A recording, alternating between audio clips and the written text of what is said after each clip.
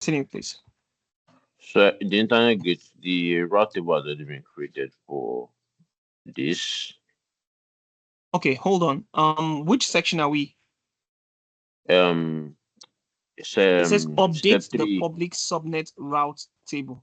So Okay, did you inside take notes? There's a difference between the subnet and the route route table. table. You understand? And Okay.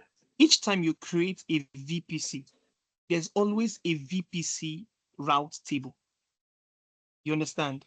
There's always a VPC route table. So if you're not the one that created it, you always see it there. Do you Okay, understand? I think this is subnet route table here. So if it's possible that that might be the one that came with the VPC, but were you the one that created the route table by yourself? If you're No, not the this is one, the then subnets. I yeah. In the route table, it's created the VPC route table. So That's for this, but this is yes, it's created the subnets. VPC route table, but you were not the one that created that one. So don't worry. No, We'll no, need no, to that created create it. our own. We'll create our own route table. Do you Okay, understand? all right. So the So click on public the route subnet route table. table. Click on the route table. I mean, on the route table section. Okay. Make sure you clear the filters so that we don't have any confusing thing there. Okay, good. So click on that top section that says create route table. Top right. Good. All right, good. So give it a name that you can always remember, public subnet route table, so that we know that that's what we are working with. Where I'm coming. All right. So public.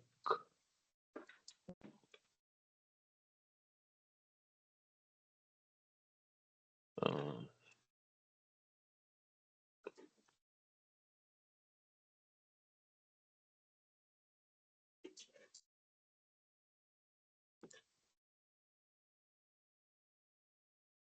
I've created the public subnet route table.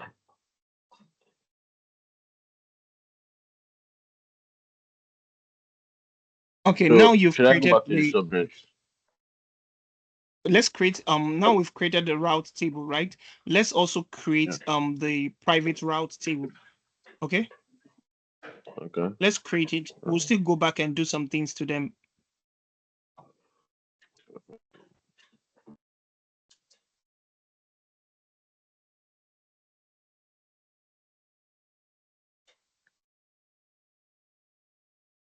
So sometimes you see RTB, that means route table. Okay. All right, good. So All right, I've beautiful. created the route tables. Good. So those are the two things we have: the public route table and the private route table. So the first thing we want to do is this. Excuse me. So if you follow the instructions we have there, it says update the public subnet route table. So, but I'll just show you how it works. So uncheck that box and check the public subnet route table. Okay, let's check the public subnet route table. Can you do so? Okay. Yes, good. Now, if you look at the bottom, right, you're going to see a whole lot of things. Do you mind expand? Good. So you're going to see details column, routes column, subnet association table, section, edge association, route propagation, and tags. Okay. Now, the most important thing I want us to pay rapt attention to here is, if you notice, there are two things that we will pay rapt attention to. One of them is called the routes. The second one is called the subnet association. Okay. So click on the routes so you see something. Okay. Would you do so? Yeah. Here. So if you watched here, you will notice that the only route we see on this public route table is local. Do you remember the architecture diagram I shared with you all yesterday? I told you that you will see local. Once you see this destination 10.0/16 and target is local, it means that the router will route it within the VPC. Is it not true? So, but because this is a public subnet, right? You know, we need to add internet gateway to it. Do you remember? Yes. Please, do you all remember? Yes, sir. So if you all remember, please let me know, just so that we will be sure. Okay, good. So to do so, click, if you watch at the right side, of that same route where you are, you will see edit routes. Can you see it by the right side? The right. Can you see it, Dami? Yeah, I can see it, sir. Okay, kindly click on the edit routes. Good. Now, so click on add route. Beautiful. Now I want you to choose the first one. Okay, good. So anybody that's going to this destination, the target should be through the internet gateway. Okay, so click on it and select IGW. Under the target, internet gateway. So if you notice, hold on, you see IGW. Is it not true? Now, but we need to specify the specific internet gateway. So click on that search section there where you see only just IGW. Click on it. Good. So this is the one we've created. Beautiful.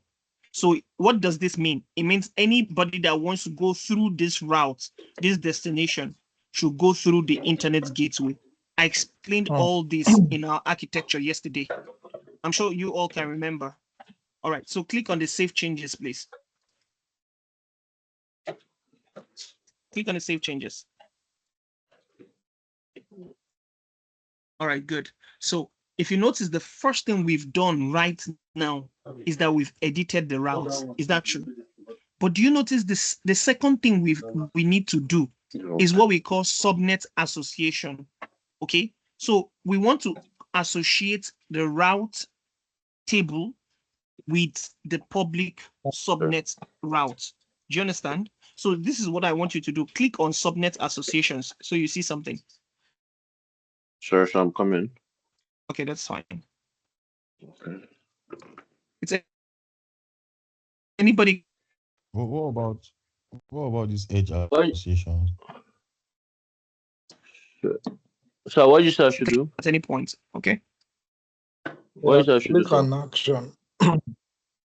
Click on action. Associates. Subnet associates here. I think Mr. Bale said something. Sorry. I think Yeah, Mr. Bale I said was something. asking What did he for say? the edge associations. I don't know what's. Okay, for now, we are not going to touch. I can't see it here, but I think I know what you're referring to. For now, because there's such a thing as edge location and the rest of them. But for now, we will not need to touch it. Okay? We'll not need to touch it.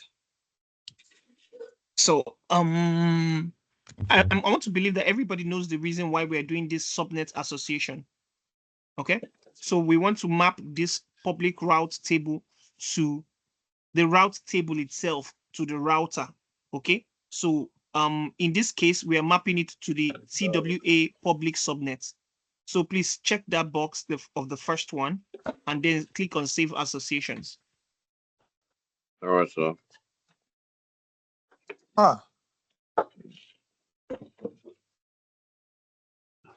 Public subnet, save association, right?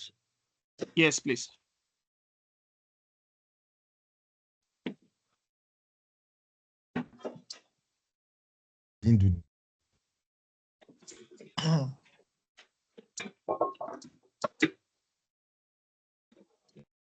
What's next, sir? Okay, so I think we need to do the same thing. So the same thing we did for this public route table is the same thing we need to go and do for the private. Okay, so go back Where to are we the routing the routes. private, sir? But for private, I think we need to create For the NAT private, gateway. we don't necessarily Then we need now to do connect it any to hold on please. For the private, we don't necessarily need to add any route. For now, is the internet NAT gateway would have added, but for now, so that I don't make anything complex for you guys, okay? But we need to do the subnet association. Do you understand? All right, sir. Yeah. So for now, we don't need to do anything. So we just need to do the subnet association. Okay. So just go back to your routes and then select the TWA private subnet. Private And subnet. then yes. Routing. Yeah, so uncheck that Private. one and select the private subnet. Okay, good. So if you check the routes, you will notice that it's just local, and that is good. Okay, it's later we are going to add the NAT gateway here. Okay, so but what we want to do now is just the subnet associations. So select the subnet associations.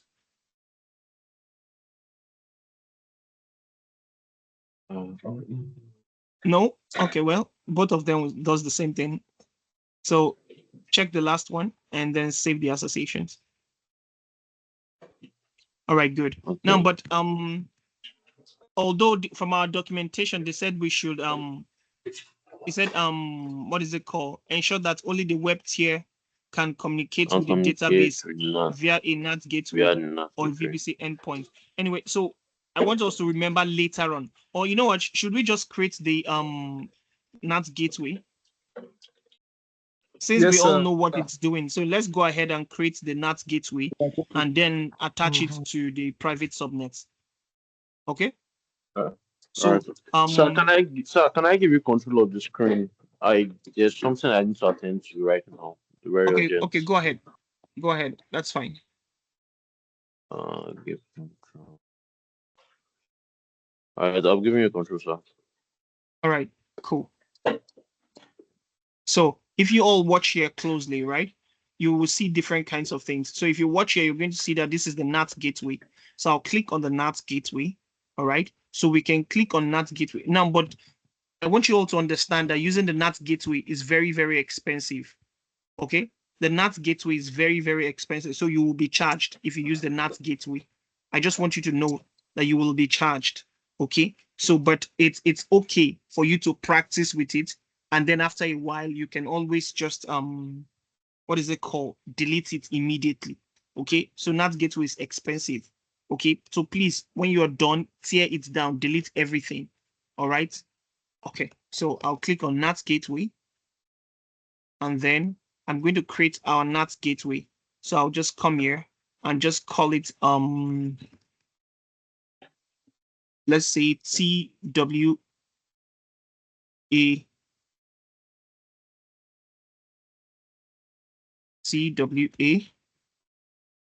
dash NAT gateway. Okay, nothing special. So now this is where it's very, very important. So I want to ask you all a question. If you remember the architecture we used in the last class, right? Where do you think the NAT gateway is supposed to be? In which section of the image do you think the NAT gateway is supposed to be? In which of the subnets? Is it supposed to be in the private subnet or in the public subnet? It's meant to be in this public subnet. Okay. Is that correct for everybody? Please, do we all understand the reason why it has to be in the public subnet? Let me share the image I used in the last class. Friends, I really want us to understand this, and that's the reason why again and again we are explaining this, all right, so that everybody can get a good grasp of it. Okay, feel free to ask question. Okay, I'm not just doing this so that you all can just let's just cover something. Okay, so please feel free to ask questions. Very, very important. Sir, why does it have to be on the public subnet? Okay, first of all, you know that this. Okay, hold on. Let me share this. Dami, was that you that asked the question? Can I give you a try, sir? Yes, sir. Okay, you that can go ahead and answer. I wanted to share a screenshot so that you all see. Okay, go ahead. Okay. You can. It's all that you can answer. I mean, according to what you're explaining, is just like a representative of speaking, or maybe if, for example, now the private subnet, you cannot access it outside, so it's just a platform, or it's a resources that.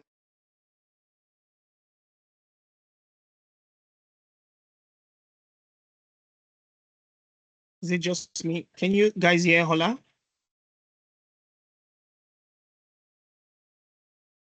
Can we hear Hola? Or is it just me? Excuse me. Friends, can you hear me?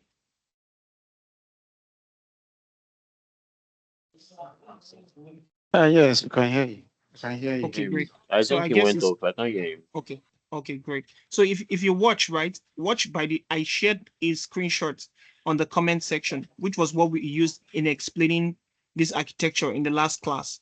Okay. So if you watch that, you'll be able to understand that in that architecture, I explained to you all about the NAT gateway and the tell you why the NAT gateway needs to be in the public subnet, because anything we place in that public subnet will be going through the internet gateway, through the internet.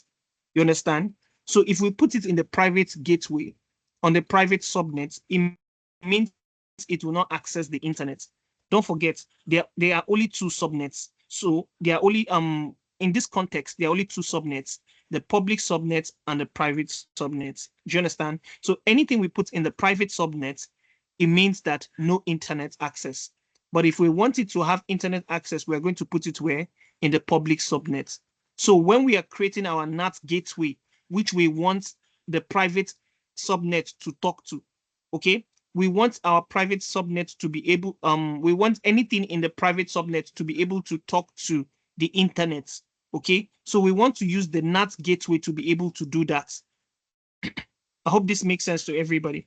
Okay, so now when I'm creating this NAT gateway, I'm going to specify that my NAT gateway is going to be in the public subnet. And so if you watch here, amongst all these subnets, I will choose the last one there, which is my public subnet, which is the one I created. You see that? So now once I've done this, it's very simple. Now you can decide to also attach an So that's elastic not the IP. public sub. That's my own subnet, not Okay, that's the one CWA you created. subnet. Oh my God. Yeah, that's Thank you. my IP. Yeah. Thank you for letting So me you know. have to So if scroll we down. yeah, I just noticed Yeah. there's a scroll there. Okay, good. So it should be this one. So is it Yeah, that's TW's public subnet? Great. So now that we've selected this TWA public subnet, we're good to go. Now, I was trying to let you all know that we can also attach our elastic IP to this NAT gateway. Okay. But for now, let's keep things very, very simple. Okay. So I won't allocate any elastic IP because it's going to be very expensive too. Okay. So I'll just keep everything very, very simple. Okay. So I'll come down here and click on create NAT gateway. So if you don't allocate IP, I'm not sure it's going to go. I mean, yeah, I'm not sure it's going because to it will need that you're correct. It will need that Yeah. IP to be able to talk outside, especially with the internet gateway. You're correct. I just remembered. So because we don't have any right now, I'll just click on allocate the elastic IP. So it's going to create an elastic IP with this. So this is the IP address. Okay. So the word elastic IP is simply saying static IP. Okay. That will not change. Now, these are the things that makes it very expensive. Okay. So notice that anytime sorry you to interrupt. okay. So why do we need the elastic IP for the NAS gateway? Will So this not generate IP for the NAS gateway automatically? no, no. So remember, first of all, I want you to see the NAT gateway like first of all, NAT simply means network address translator. You understand? So ideally, the way it works is if traffic is going out, okay, it's going out using the IP of the NAT gateway. But when the traffic is coming in, it will come through the NAT gateway, but it will go in to the private IP address of the private subnet. You understand? So, but importantly, what you should understand is this what is it called? NAT gateway. Okay, it's more like an instance, but not necessarily an instance. Okay, but just see it like an instance, right? And the goal of it is that it should be able to help send your traffic to the internet gateway. Do you understand? And for it to be able to talk to the internet gateway, it needs an IP address. Do you understand? It needs an IP address. So remember that the private subnet, the resources you will have in your private subnet will also have an IP address. Do you understand? So those your devices will be talking to the NAT gateway, its IP address, and eventually the NAT gateway will be eventually talking to the internet gateway or sending information out of the internet gateway. So most of the resources or most of the actions you are taking will be taken by the NAT gateway. So anything you are supposed to do, for instance, if the database server in the private subnet is supposed to download something, okay? So when you are downloading, what you are seeing, the IP that is visible is the public IP of the NAT gateway. You understand?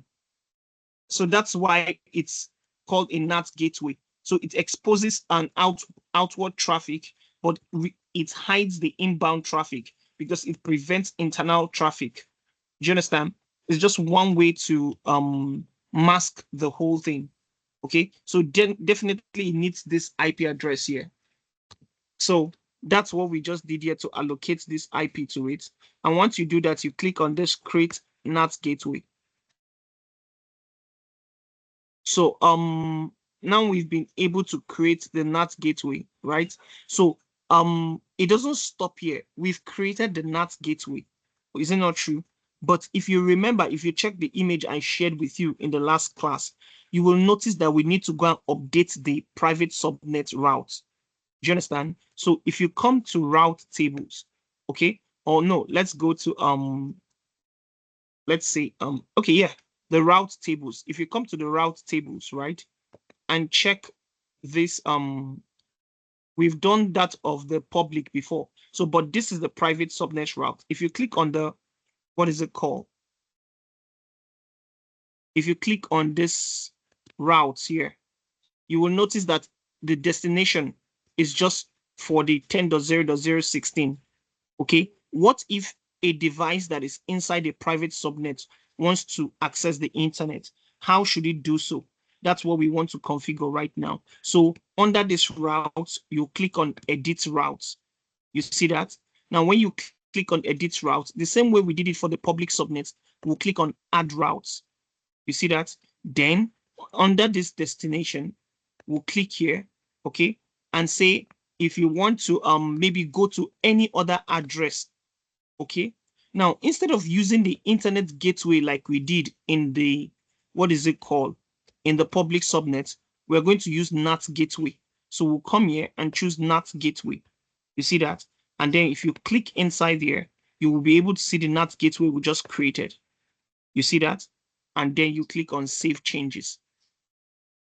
Okay, so this is what we've done. So I think, okay, go ahead. If the database wants to access the internet now, so the elastic IP, whatever information is sent out, sorry. the elastic IP marks it. Then when the information is coming back, the NAT gateway is going to recognize it as its own yes. query. So the internet gateway will know who is sending it out and who is receiving it.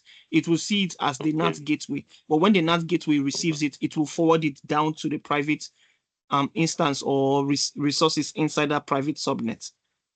Oh, all right. So that's why it cannot have a dynamic IP address. It's not a good practice. It's always good to have a very static IP address for the NAT gateway. Okay. Yeah. Okay. Ola, you wanted to say something? I said, I'm sorry, my network, I was out of data. I ran out of data. Oh, Emma Bino. Or is it sorry, or I don't know, but welcome. All right. So friends, we've done number 3, right? We've been able to create the private route table, and we've also been able to attach the NAT gateway. Okay. So we're not doing the VPC endpoints now. I explained to you all what the VPC endpoint means. Okay, so the number 2 that we have is the security configuration. Is it not true? So we just want to create security groups for our instances. Okay, so we can do this later, or we can still work on it now, but no problem. Let's just do it now. So if you look here, you're going to see the security groups. In the last class, I was telling you about NACL, NACL, and security groups. So this is where NACL is. Okay, all those things we were talking about yesterday.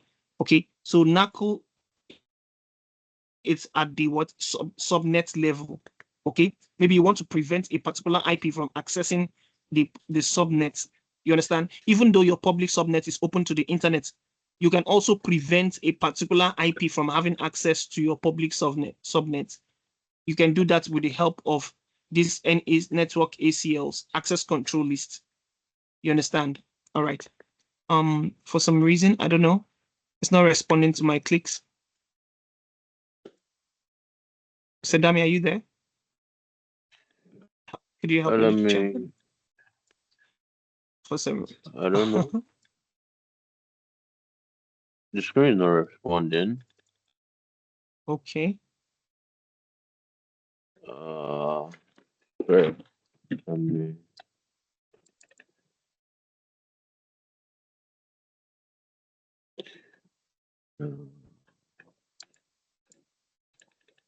My this is no,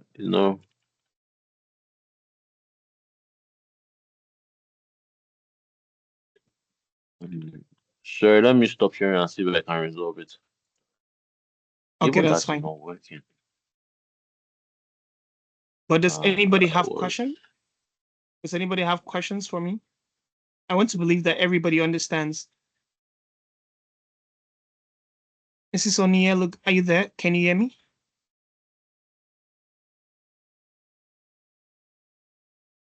So I think my entire system is not responding.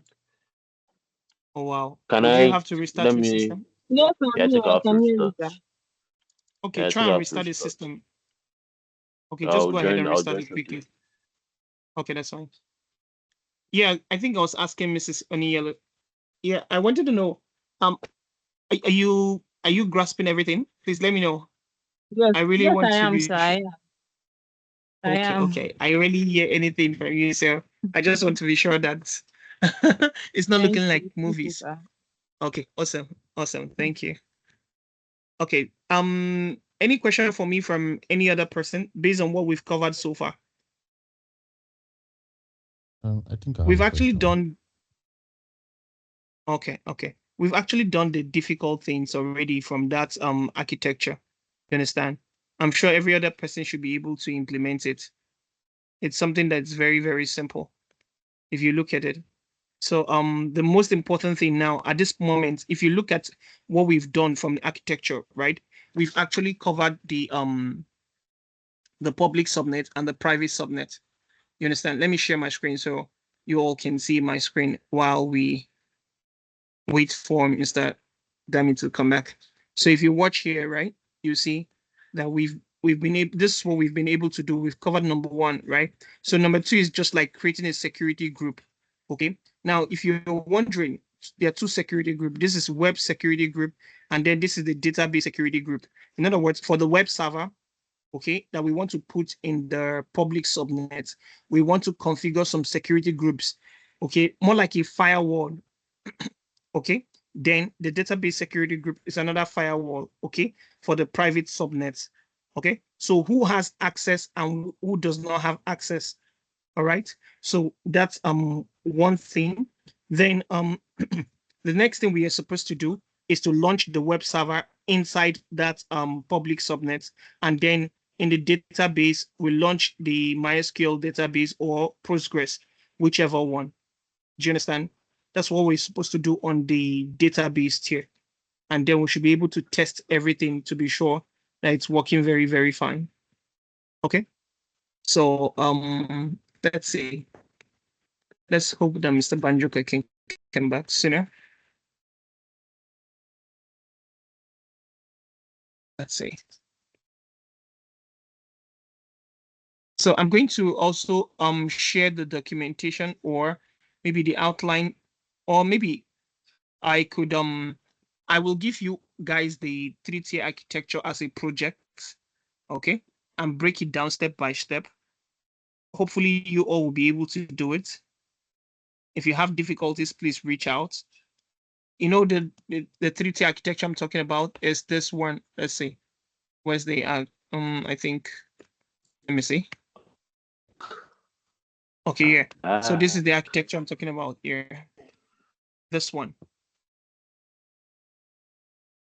I want to believe that with what we've done so far, you guys should be able to do this too. Although we'll be using a load balancer. Some of you might not know what a load balancer is right now, but we might set up a simple load balancer first using our Linux computer. Once you are able to understand how a load balancer works, then I'll teach you how to use this application load balancer. Okay? So then we'll talk about ASG, which is Autoscaling group, which is used to scale the instance. Okay? So as the traffic increases, you can scale it to 5, to 6, to 10. If the traffic reduces or traffic or CPU based on usage, it can reduce the number of EC2 instance. Okay, so what will be responsible for scaling out and scaling in is this ASG, auto scaling group resource. You understand? Aha. So, and these web servers can have access to the database server. Okay. So, I don't know, Mr. Dami, are you back? Let me know if you're back. And So yeah, are you there? Yeah, I'm back, sir. Yeah, I'm here. Okay, if you're ready, then you can share your screen, okay? Yeah, I've shared my screen. Back to Okay, VPC. Mr. Holler, you can type your message, okay? If you want me, if you want to say something, just type a message so we can respond to it, okay? I don't know. You know, it's not even allowing me to share control. Oh, wow. Give control. Oh, Then you might be the one to let me finish. leave on. Okay. Let me leave on join again. I don't know why.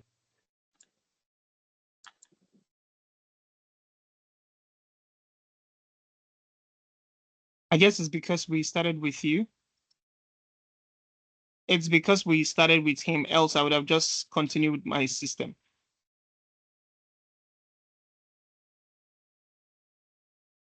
Well, the most important thing is that everybody understands, and that's what matters to me.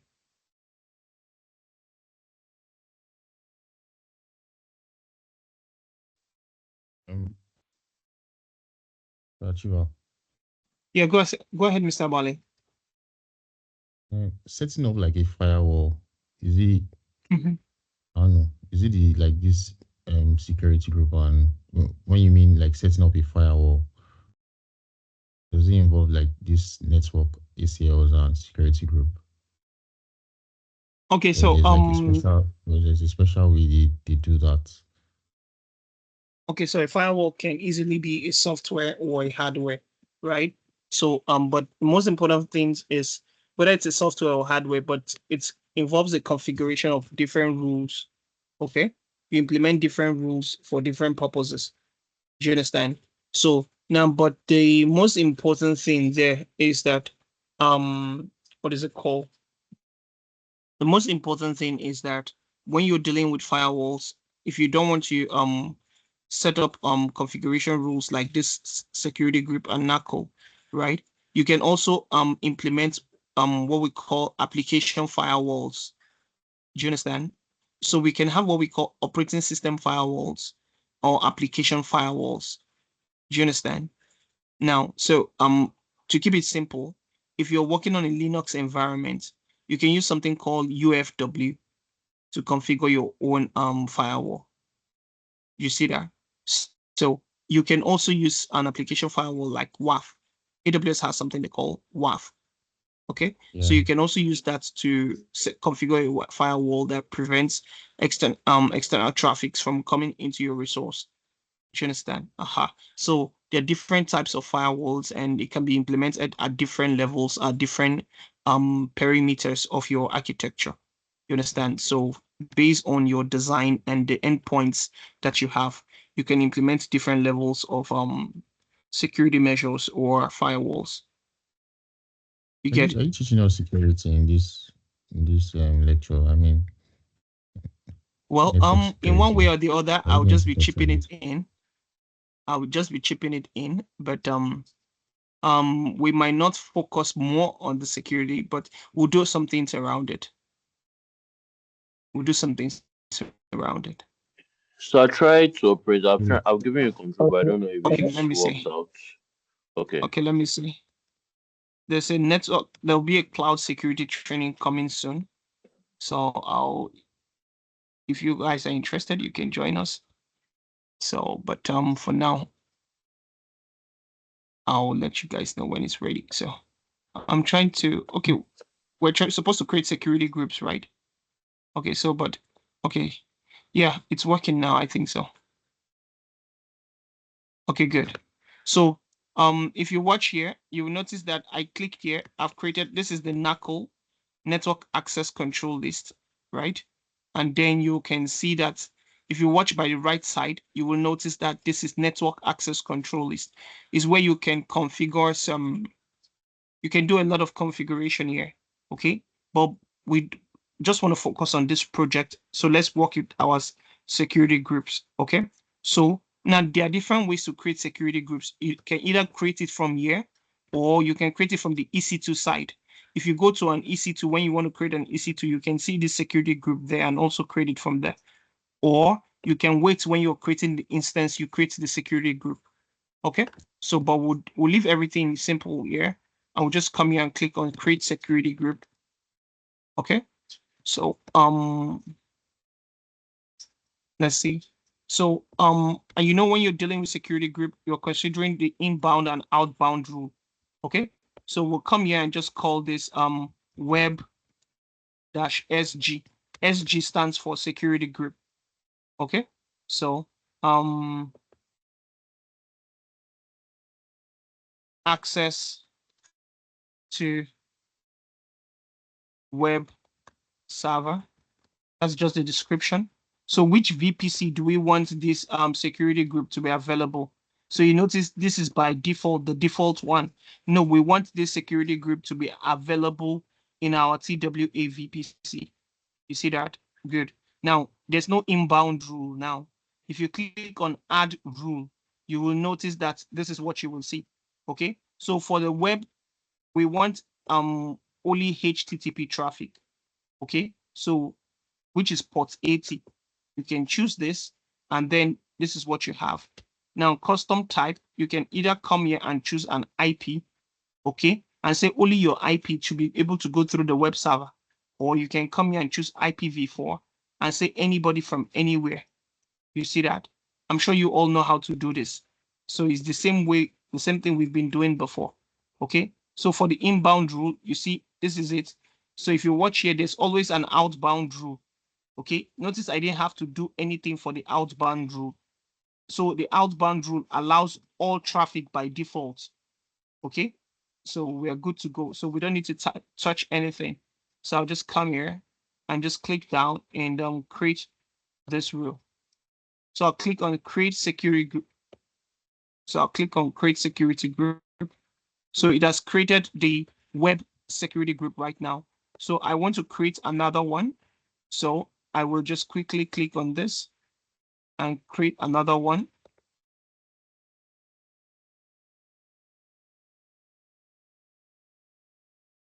Go to the top. All right, so let's call this DB-SG, which means database security group. Allow access to DB. All right, so where do we want this to be? We want it to be inside the TW8 VPC. Okay, so now watch what we want to do.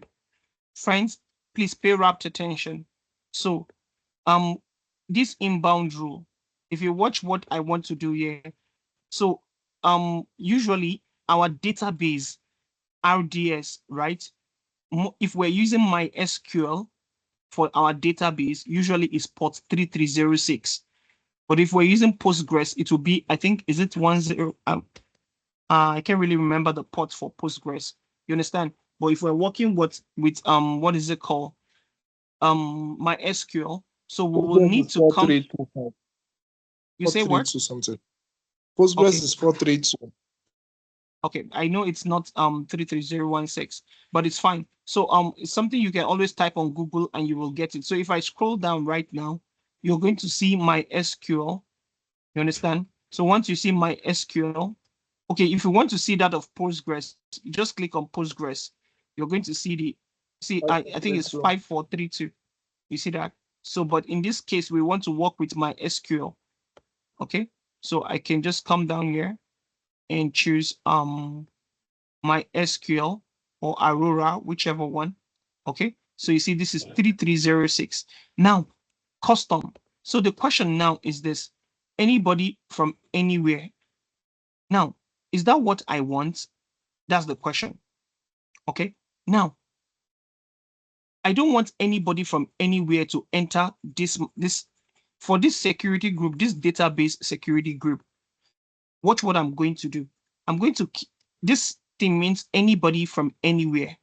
Okay, but I'm going to cancel it and say no, that's not what I want. Okay, I only want somebody from the web security group. Did you see what I'm doing here?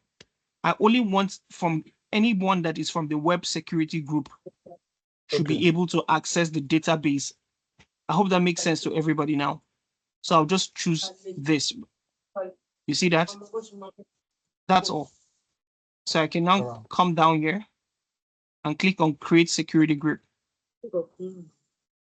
You see, I've created two security groups, which is the web security group and the, what is it called?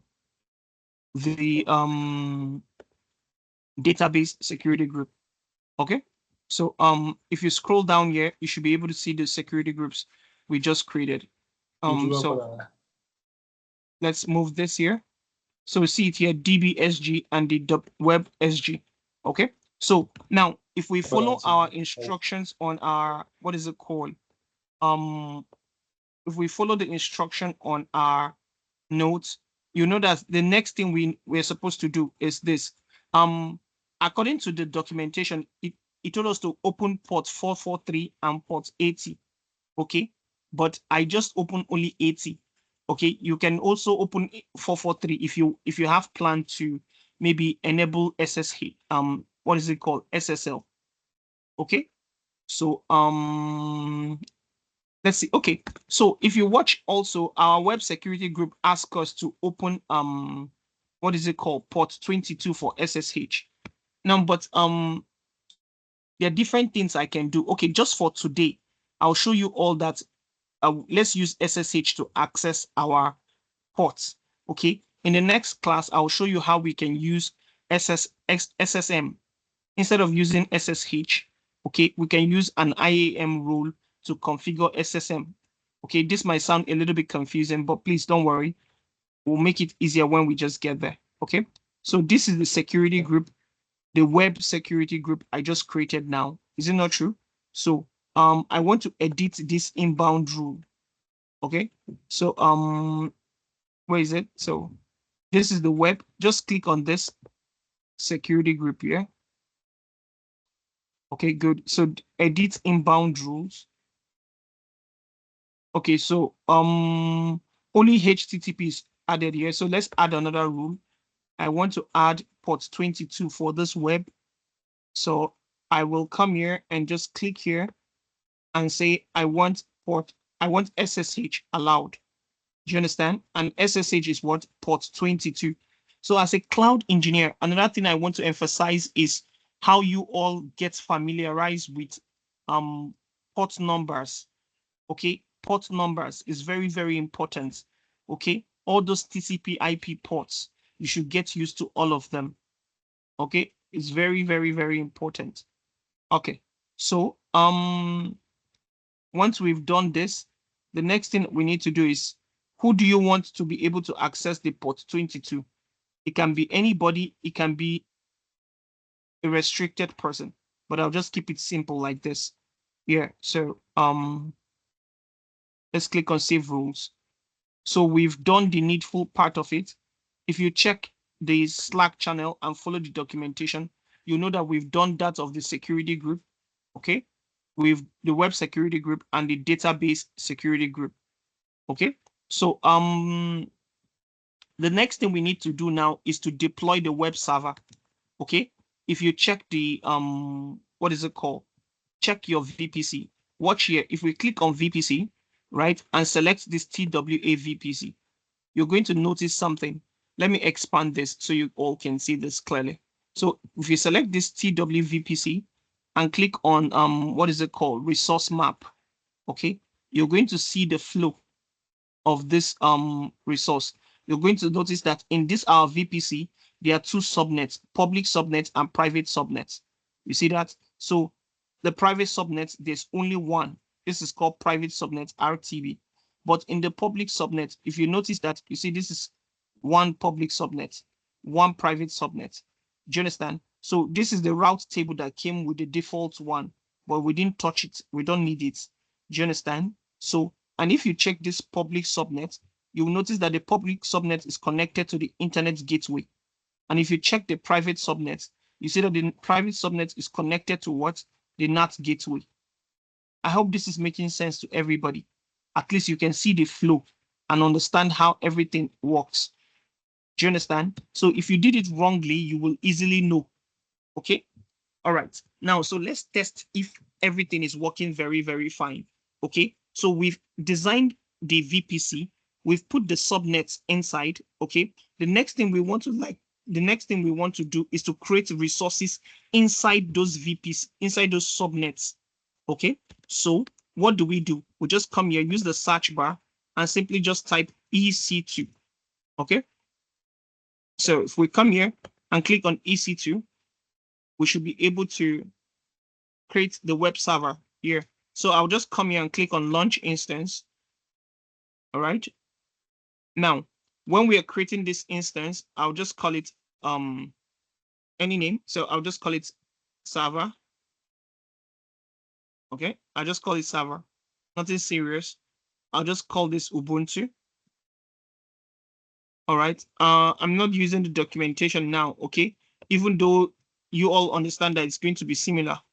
Okay, so this is going to be T2 micro. Yeah, let's leave everything very simple. Now, for this server, I will just use a key pair.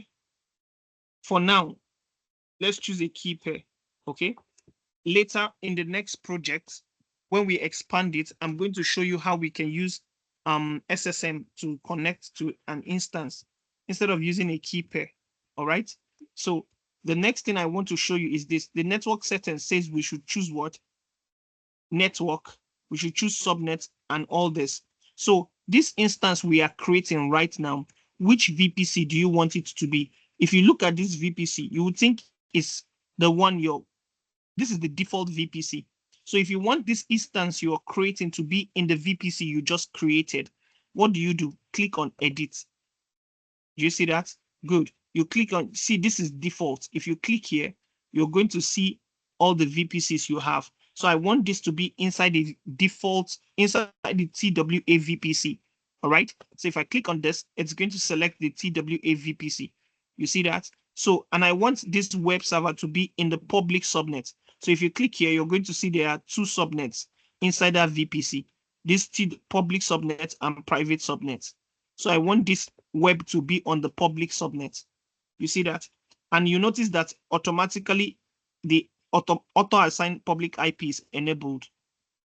All right, let's scroll down. If you watch, the next thing we have here is to create security group.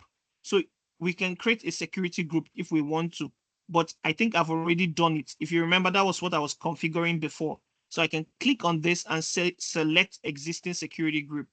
You understand? So for this web, for this server, I can click here and choose, I want the web SG, okay, for the web server, okay? So I've chosen this one and we're good to go.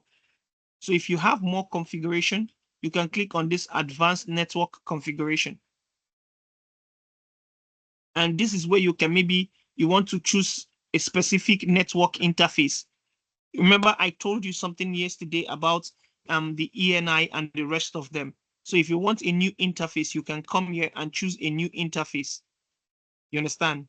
Aha. So, but again, we don't want to do just that.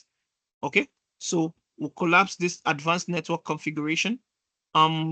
This is the normal storage. I don't want to configure any other thing. All right, good. So let's see.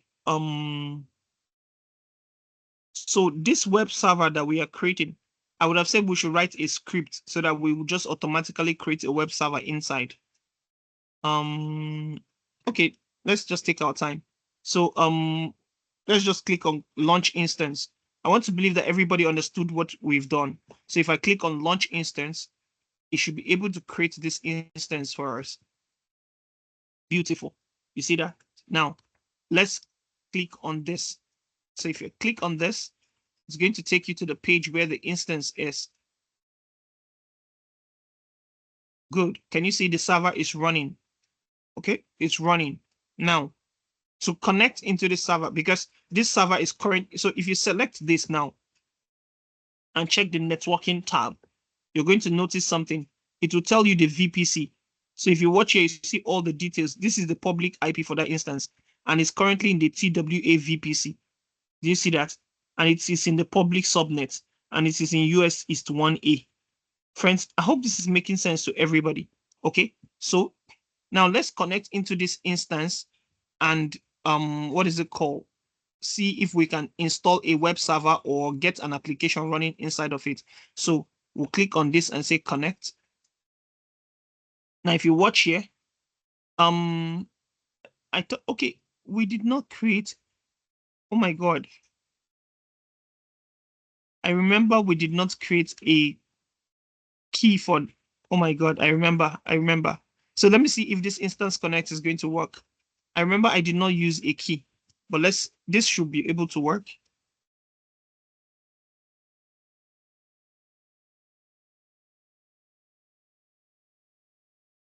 Okay, great. Can you see? Mr. Bala, you see this is how this one works, right? It just gives you access to the instance directly. You see that? So it's, if you click, and once you just click, select the server and you click on connect, there are different ways you can connect to it. So either is the instance connect, the session manager, SSH client, or the EC2 serial console. Do you understand? Aha. So most of the time people use the SSH client, but right now I just use this instance connect, and that's what I use to connect to this. You see that? So this is the server, and our server is currently in our public subnet. You see that? So I'm going to install Nginx on this and share you the public IP. If you can access it, it means we've done a great job in our design. Our public subnet is working very fine. You see that? So I'm going to come here and try to install something. I'll just say sudo apt update -y. Okay.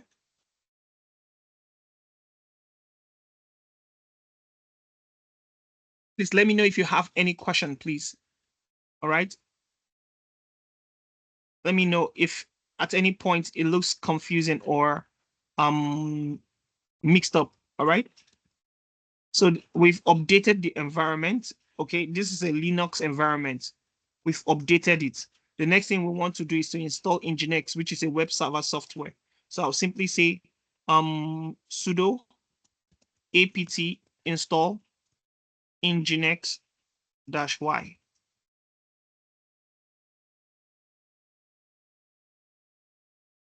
So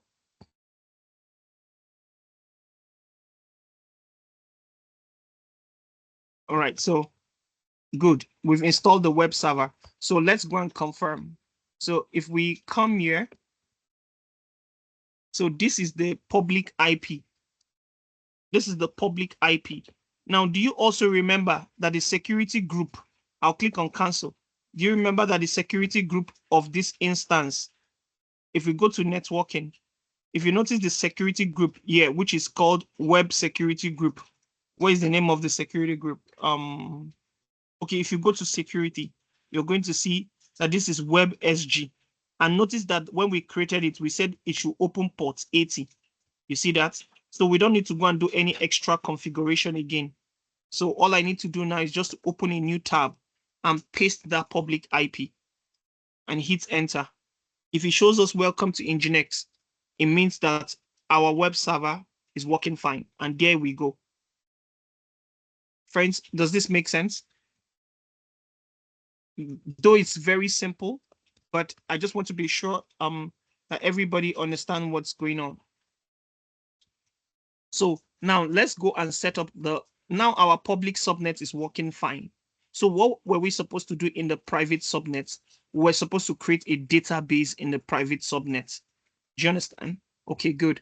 To create the private subnet, to create a database in the private subnet, all we need to do is just to in this case, depending on the kind of database we want to create or resource. Okay. If we wanted to create okay, thank you so much, Mr. Abdulwasir. If we want to create what is it called? An EC2 instance, we can also do the same thing. So watch, I'm going to do two things now, okay, so that you can see how many things we can do. If we want to, I'll create two resources inside that my private subnet. So watch what I'm going to do. The first one is going to be an EC2 instance. The second one is going to be an RDS. Okay, it's just for demonstration purpose. So I'll just come here and I'm going to create an EC2 instance. So I'm going to choose this. I'm going to give it a name. So I'll call it private dash server. I just called it that name, nothing special. All right. All right, good. So good. All right. For the key pair. Okay, for now, let's proceed without key. Okay. We're going to be using instance connect. And then for the network, I'll click on edit. All right. So this is going to be inside our VPC. We created TWA VPC, Tech with Achiever VPC. Now, this EC2 instance I'm creating, I don't want it to be in the public subnet again. Okay, I want it to be in the private subnet. You see that? Now, did you notice that this is disabled? Okay, why? Because this is a private subnet. So nobody will be able to reach out to this EC2 instance. Okay, so watch what I'm going to do. Then the next thing I want to do is the security group. I'll click on select existing security group. I'll click on this place and choose the database. So you can click here. You see the DB security group.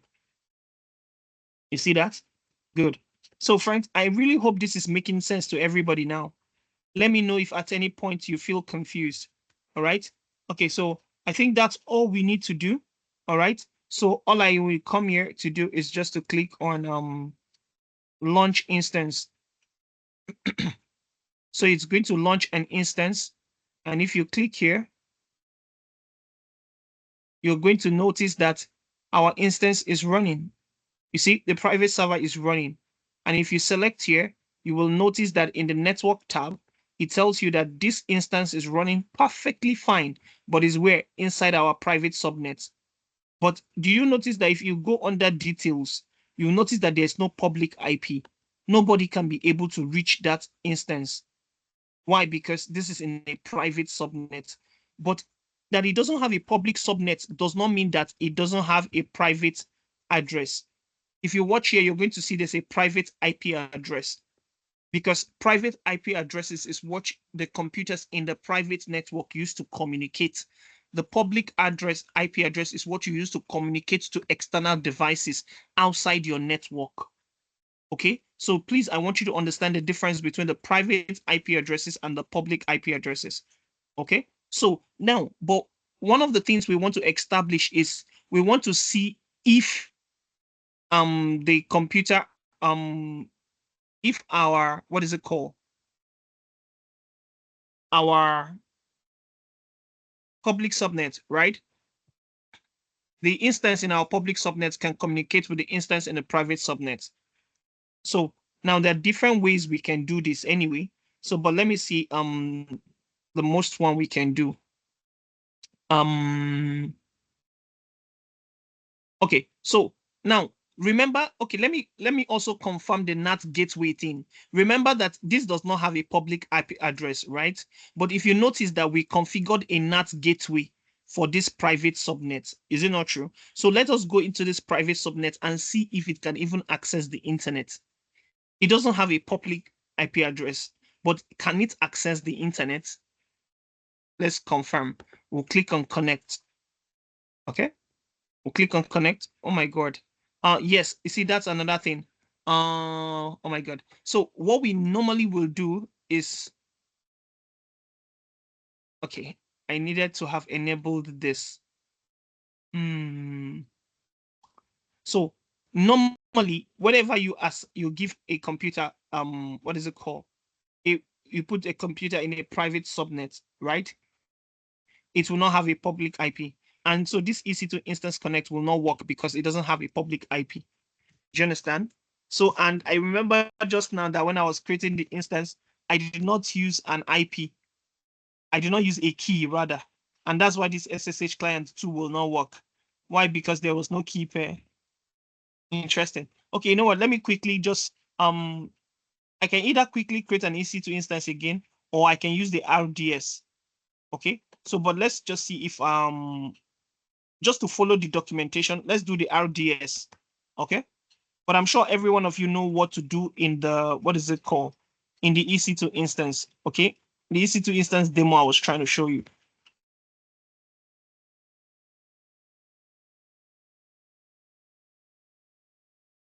Okay, so please let me know if you have questions. All right.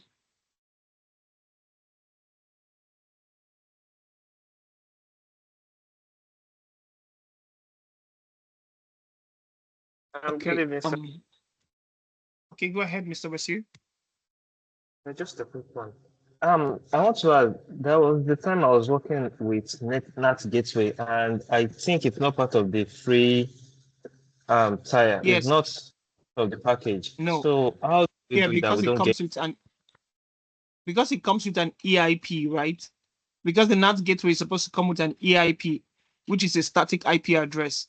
So anytime you're using a static IP address, you will need to pay for it. So the best you can do is just, once you create it quickly, within that hour or within that 30 minutes window, try and delete it once you're done. You understand? Yeah. Except you just reach out to AWS and ask them to give you free vouchers and free credits. That's all. That's the only way you can bypass that.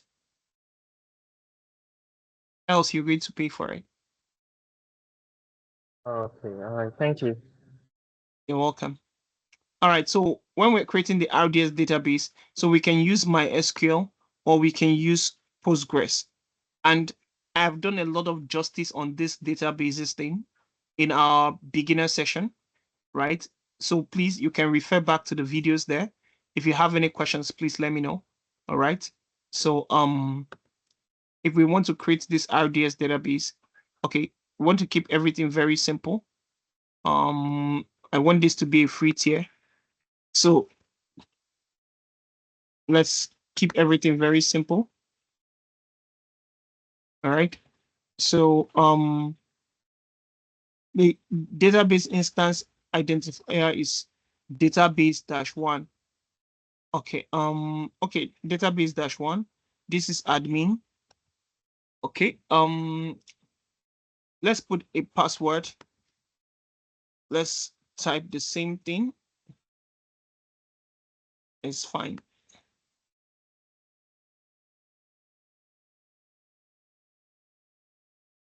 Okay, you know what? Let me update this.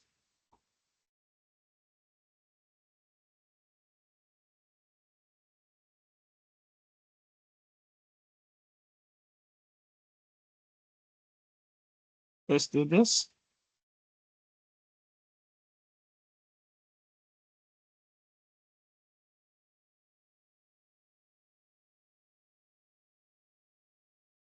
Master password is invalid. Oh, wow.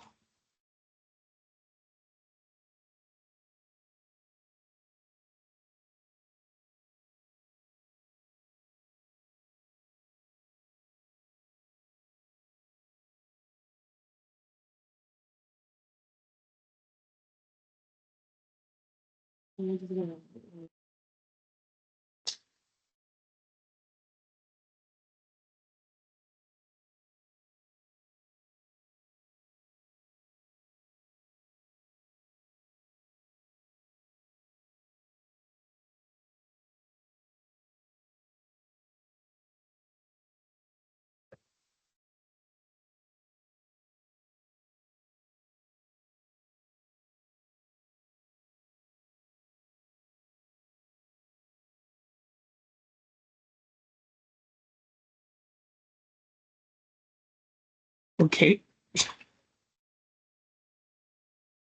You have to use only letters and numbers. Yeah, I remember I was busy using the @ symbol. So you shouldn't. It won't Yeah, allow. I'm used to that, so it's fine now. I know it's weak, but I'll just leave it like this. At least I've bypassed that stage. All right. Okay, you said password doesn't match. How come? Are you kidding me? Let me type Paula's name then now.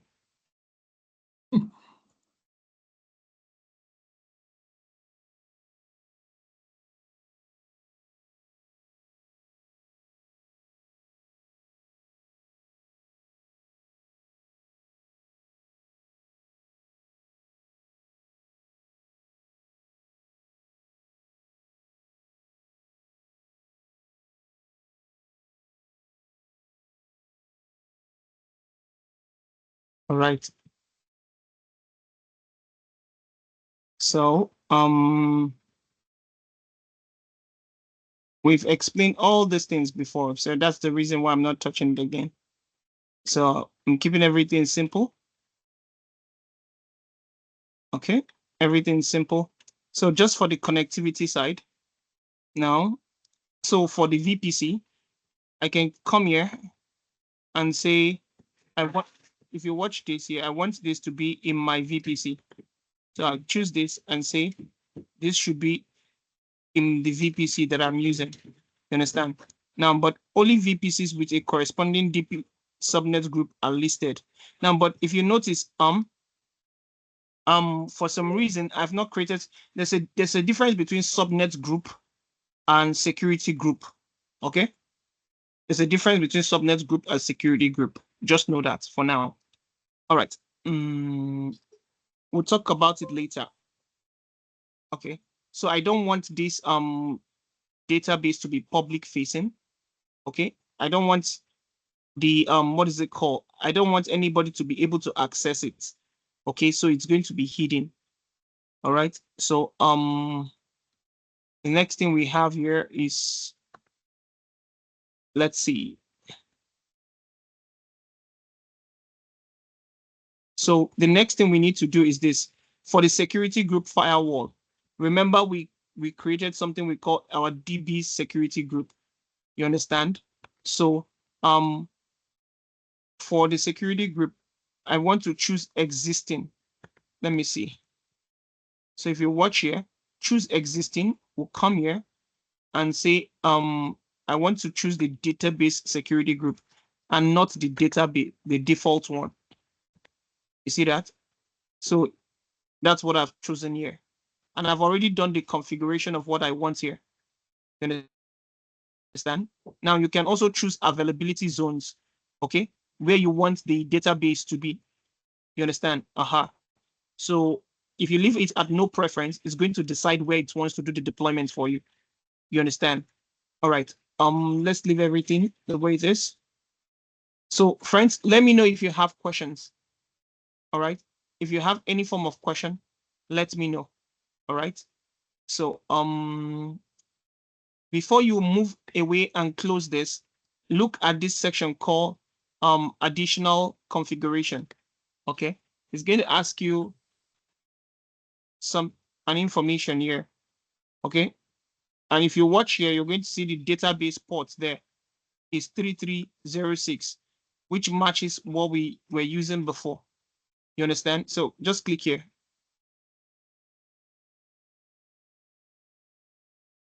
Why is this collapsing now?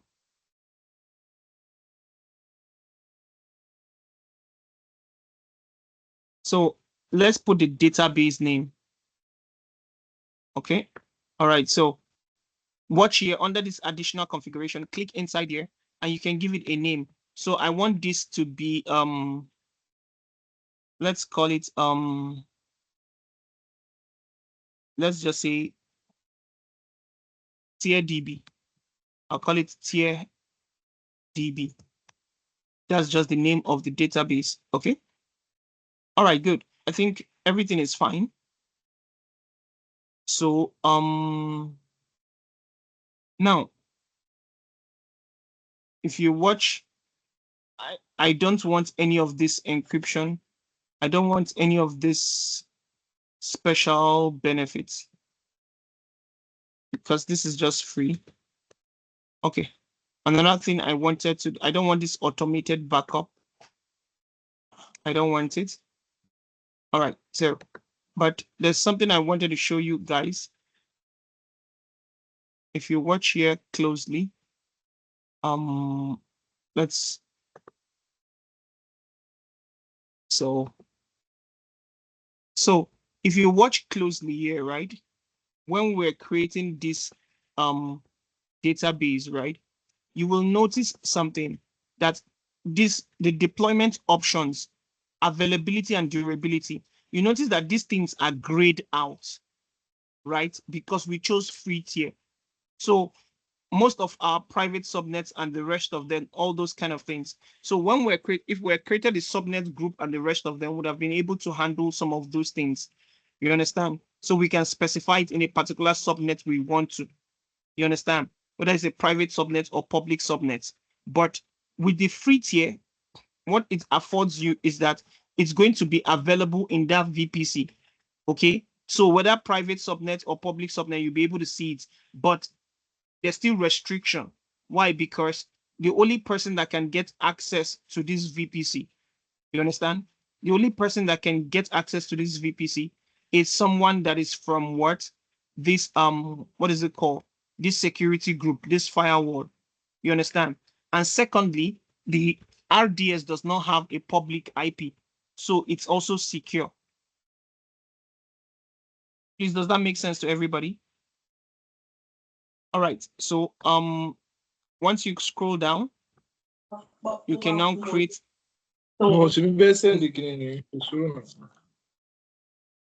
Let's click on it. I'll click on create subnets, create database rather. So please, if you're practicing alongside, remember to delete all these resources. Okay, remember to delete the resources, not later, but immediately. Okay, in real time. Please remember to delete them. Okay, so that at any point you don't lose you don't get charged. Okay. All right. So I'm just going to close this. I won't choose any of this. All right. So you're going to wait a little while and it will be able to create the database. Okay. So if you wanted to create the subnet group, this is where you come to create a subnet group. Okay. So it's like if you come here and click on create subnet group, you can now start specifying what you want to do. So if I come here and say tier DB and come here, you choose the VPC you want. Okay, this is your tier VPC. So if you watch here, it's going to tell you to add the subnets. So if you watch here, these are the subnets available. Now, if you watch here, availability zone, this is public subnet, this is private subnet. But we don't want this public subnet for our VPC. So all you need to do is just to choose this private subnet. Do you understand? So I deliberately did not create this subnet group so that I can show you how it works differently. So if you create the RDS, it's going to be available in that VPC regardless of the subnet. Do you understand? But if you want to make it very, very security such that the database is not available at all, it's in the VPC, but it's not available in the public subnet. It means you have to create a subnet group. I hope this makes sense to everybody. Okay. All right. So this is how to create a subnet group.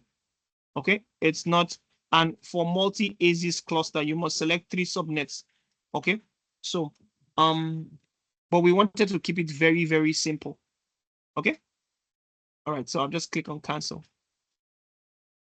All right. So the status is created.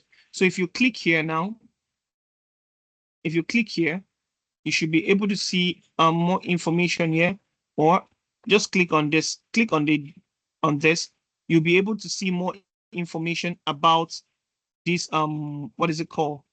This database. Hold on, is it a subnet group I selected? Oh, I was thinking it's the, databases I selected. Okay, it's still creating the database. It's not ready. Any question from anybody, please? Any question? I know Yes, sir. we spent so much time. I want to ask, under that database you're creating, for the subnet, I saw you selected for A and B. What's the difference for the availability zone? Yes, you selected for the two availability zone. Is it that it can easily connect or what?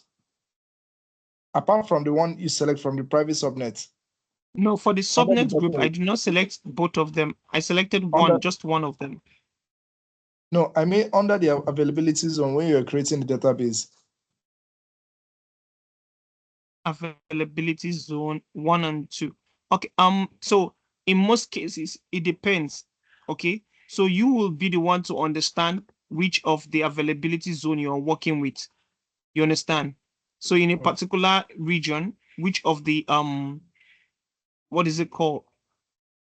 Availability zone. For in North Virginia, it is usually US East 1. US East 2 is a different region entirely. So it's usually 1A or 1B or 1C. Do you understand? Okay. So 1A, 1B, 1C, those are the availability zones under this region. Does that make sense? Yeah. Okay, sir. Okay. So I think this would be a good place to actually stop so that let's see if you all can tie it all together. We've already finished it up. If you can see, let me share my screen so that you can see what I'm showing you so that you know if it's possible. Let me share my screen. So if you watch, this is the, what is it called? Documentation for everything we've done. You understand? Now, but if you notice in the database section, right? When I was creating the database, I did not, did you see set multi-AZ deployment to enabled? And when you are choosing the database, right? The type you choose matters. Production, development and test, and free tier. If you're choosing free tier, it's a different thing entirely. Do you understand? So if you want to be able to choose between public subnet and private subnet, you must enable this multi-AZ deployment. Please, does that make sense to everybody? So please, I want you all to go through this, look at it again, and I'm sure you'll be able to implement every other thing. So this is just what you would do to confirm that the database is working very, very fine. And then the next steps is just for you to just test your code. And this is just, you can create a PHP file in your web server. And by the time you create a PHP file in your web server, you will be able to test it. And if you can get this connected successfully, or you get this kind of page, then it means that your, what is it called? Your web server can talk to your database. Do you understand? Which is in your private subnet. That's the idea behind it. So I think it's already time, but I don't know if you all still want me to continue, but this is the documentation. Everything is here. I just wanted to explain it so that you all can understand this. But please, I want you all to practice this again and again because we're going to be improving on this. Okay. I already have the architecture for what we'll be building. Okay. So we'll be we might not continue on this. Okay. So I think my goal is once you've all have understood the foundation of how a VPC works and everything, okay, we'll move to other things in our curriculum. You understand? But of course, we'll still come back to touching application load balancer, auto-scaling group, and the rest of them. You understand? And tell you more about read replicas and the rest of them. So any questions so far? Any question? Please let me know.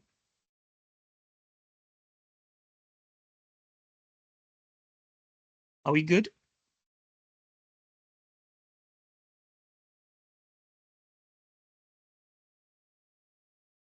Okay, I want to believe that there's no question, and what it means is that we're good. So please, I want to encourage you all to please go through the documentation again. Okay, if at any point you have questions, please let me know. Okay, go ahead, Mr. Holler. For the autoscaling group, I noticed when I use it for the first time, because I don't know the how it's work. So I know, so already I've attached it with my EC2. So I was trying to delete it. At least minimum of 2 was attached to the autoscaling group. So I was trying to delete one of the EC2 instance. The more I delete, the more it continue creating automatically. Like, is that one of the functions for the autoscaling group? Like, if you delete one instance, it's to create another one automatically. Okay. So because it's not something we're doing now, I can't really show you practically. But the answer to your question is there's something called target group. Okay. And then there's what we call scaling policy or capacity. So there's a configuration we can set such that the minimum number of instances, the maximum number of instances, and our desired capacity. So even if you delete it, that minimum capacity will always remain. Do you understand? So there's something you did not do. So anytime you go and manually delete the instance, it will automatically create it for you. Do you understand? So what you're supposed to delete is not the instance. It's supposed to be the target group and eventually the autoscaling group. So once you delete it, then you cannot delete the EC2 instances. But if you go and delete the instances manually, it will automatically create those things. All right. Okay, friends. Thank you so much. And let's meet on Friday again. Okay, for the IP session. If you want to have good understanding on the IPs, please let me know. Okay. So I will try and put the I don't know, but let's just see. If it's not going to be too much, I will try and put this together. But again, I want to see how much you guys can do with this simple one we've shown you. Okay. Let me know if you prefer this type of documentations with pictures of me implementing it, or you just want it this way with instructions. Let me know which one you guys prefer, so that when we are sharing it next time, we'll know which of them to share with you all. Okay? So I prefer the one with it's the one with detailed like this. The one it's well detailed plus the architecture. So it's something we can just work on. Okay. Okay. All right. All right. Anybody else wants to say something? Are we good? Any feedback, any updates, please let me know. Remember, the goal is to improve the program and make sure everybody benefits, and just like so we can maximize our time. Okay, go ahead, Mr. Abdul here. Yes, please. Good evening. Yeah.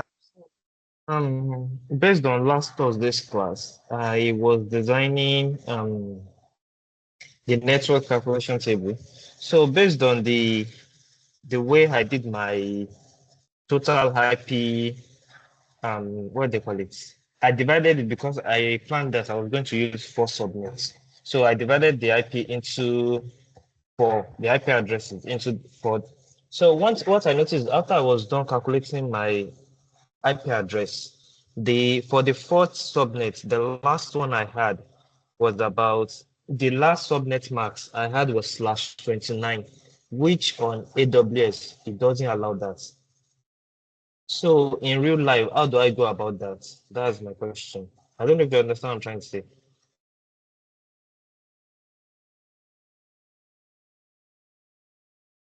Can you hear me?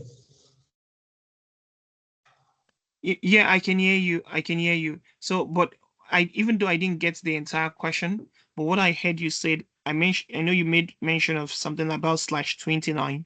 So I think I mentioned yesterday about AWS placing a limit that it's the best range for your VPC subnet mask is between /16 and /28. You understand? So it's usually between /16 and /28. If you go for /29, AWS might reject it because it's too small. That's the reason. The number of IPs available is just too small, especially when AWS still takes their 5. It's going to be too small. Does that make sense? Or Yeah, it does. that's different from the question you asked. No, it's not different because from my calculation, after like the usable IP, after AWS has taken its own 5, it was about 3. So I just Okay, had to like you see? change 28. It's going to be too small, and then you will not be able to do anything. So that's why AWS said the minimum is just /28. So it's just that /29 means 8 IPs, if I'm correct. Yeah. Yeah. So 8 IPs, 8 minus 5. If Amazon is taking, AWS is taking 5 from 8 and remains 3. So 3, I don't think you can use 3 IPs. It's for a private subnet. All right, guys. Oh, network. That's fine. Okay. Any other question? Any other question from anybody?